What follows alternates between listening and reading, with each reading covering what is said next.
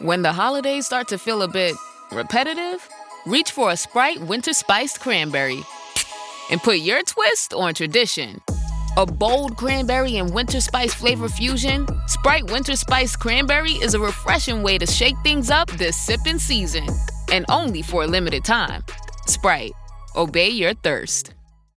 Hey there, it's Kim, of course. Right after today's Daily Tech Update, I'm going to have a special surprise for you. It's a clip from my other podcast. It's called The Current. It's packed with great tech news that you expect, just a little bit more relaxed. I think you're really going to love it. Just think of it as your tech coffee break.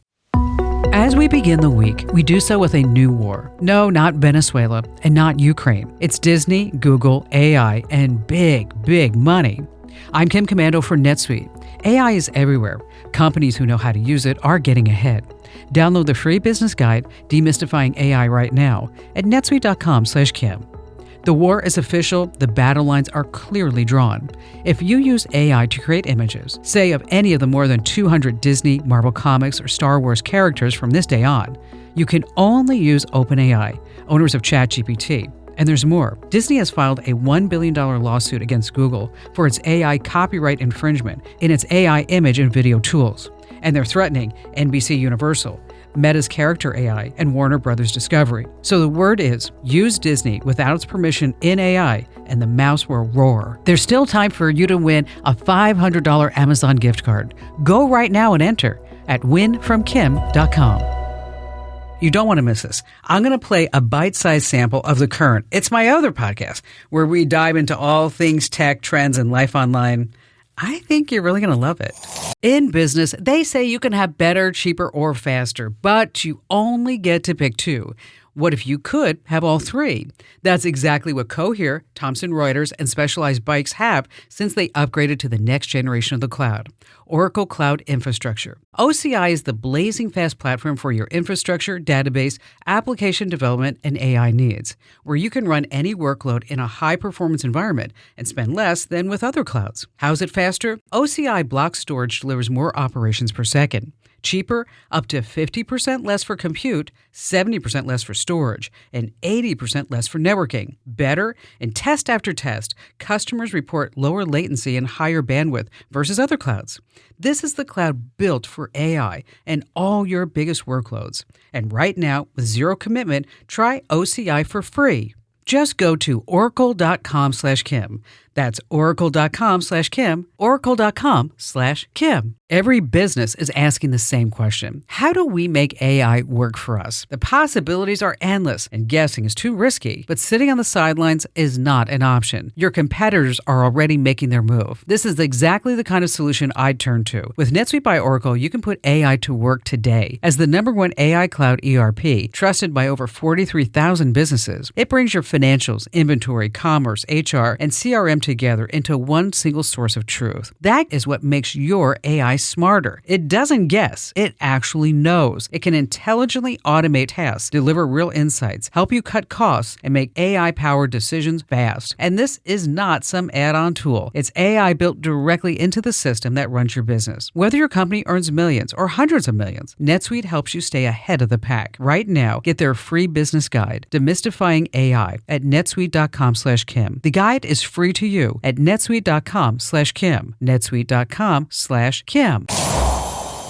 There's a video game company. They're trying to be anonymous because they don't want their potential employees to find out what they're doing.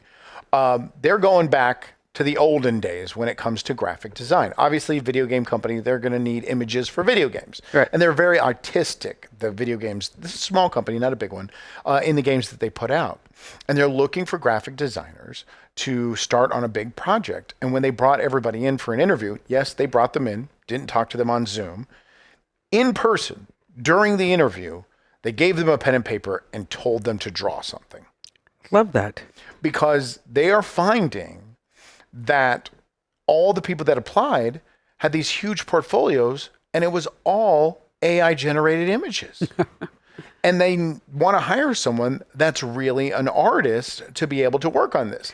Well, I think, it's not that they're going to not use AI. No. But now they can, but they will know if a if the ratio between a hand and an arm or whatever may be correct. Correct. But they're also struggling whether to stay their path where they have animators come in and do human drawings or shift, or what's the word you used? Refounding. Or refound and go out there and find the best AI operators and have everything AI. Just do AI operators. Just have it done. I don't know, but there is something to. There was another article that I actually read yesterday about the fact that AI generated art isn't art; it's just crap, and that if that's where we're going, we're going to. Because even in the world of video games, you look at Gears of War, Gods of War, Gears of War.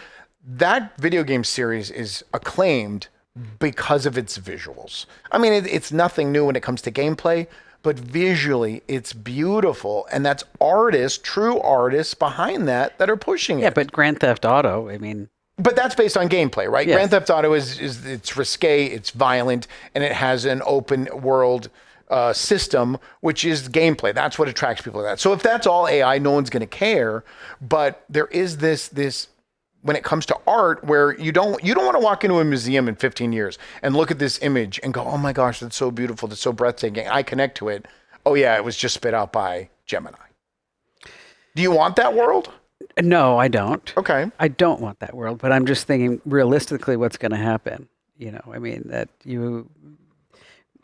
it's tough to be. There are so many different people that I'm talking to right now that they really need to reevaluate what they're doing. One is a young woman who's a model. She's beautiful, stunning. I mean, it's like I sit next to her and I feel like a dog. Okay. That's bad. No, I mean, no. Well, I'm exaggerating, but she's lovely and she's sweet and I think she's a size 0 and she's 5'10". Well, she is a size 0 because I asked her, I said, what size are you? She said a 0. And she said sometimes. Well, she's a model. She better be. Yeah, she has to be a little tiny thing. But I said, so what are you going to do? Because AI is going to replace you. And she's like, I don't know. I mean. But she agreed with you that No, AI... she didn't agree. Okay. She goes, I don't know. She said, this is the only thing I've ever thought of doing. And I'm like, you really need to have a second career, a backup. But AI will replace online advertisements and stuff but runway models will still be human beings, right? For how long? Yeah. Did you see the story? Elon Musk said we'll have universal income by 2045. Yes, we won't have to work. Yeah, we won't have to work because robots are going to replace. Yes. How real to that date do you think it is? Oh. 20 years from now. As fast as it's going right now, I think there may be a segment of the population that will have that. Okay. Think about it. We all laughed at that movie WALL-E. Yeah. With the little fat kid going around right. and but also, they were in those chairs just right, like because they didn't do anything. Yeah, being all fed food and it was like, how could that ever happen? I'm not saying that's going to happen. No. I would hope not. But are we 20 years away from 50% of our jobs being replaced by robots? Look at what happens in the last 3 years since ChatGPT was announced. Right. Look at how everything has changed. Look at how people who are immersed in it. Now, I have friends that are not immersed in tech and they don't see this. Right. And I think, and so maybe there's a segment of the population that there will be a universal income because their job has been totally replaced and they don't have a skill set for anything else. I don't know. I don't know either, but 2045, I mean, why am I going to send my kids to college if there's going to be no job to learn to use that skill Ian for? and I talked about that. I asked him that question at dinner, that exact question. Do you think your kids are going to need to go to college? Do you really think? I don't know. And he goes, I don't think so. But someone's going to have to build the robots, right?